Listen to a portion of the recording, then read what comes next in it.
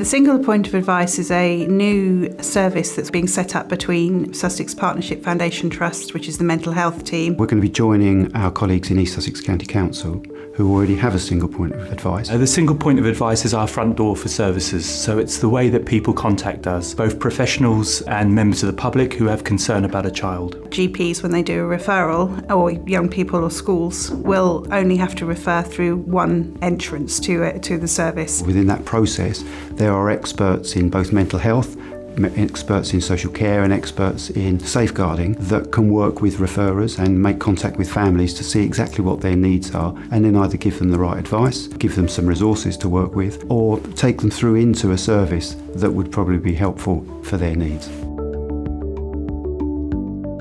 Often when we think about young people having complex problems, sometimes I think the complexity is the way that we have organised our services. Families quite often report the journey into the service or the journey to the advice and help has been quite difficult. We generally tend to refer to CAMS, which is the specialist service, because GPs have a lot to think about and don't always know all the services that are available. Our current system requires a referral in, a decision, advice to go to somewhere else, a follow-up referral. A lot of the children and young people we refer don't need a specialist service. They need some input that's just below the specialist service, and the referrals are often sent back saying these children don't reach the criteria. So that is a delay in terms of time for that young person getting some help, but it's also more time spent for us writing letters in mental health services, for GPs opening letters, rereading letters, re-seeing that young person, redirecting them. It's quite a clunky system which takes up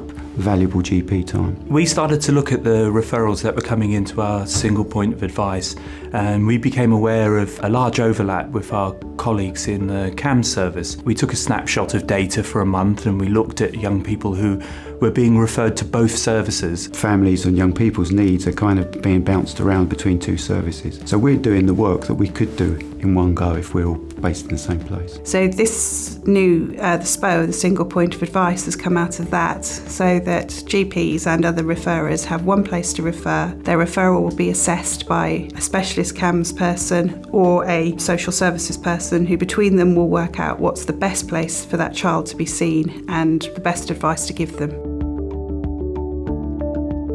The single point of advice can triage the work and direct it to the correct service.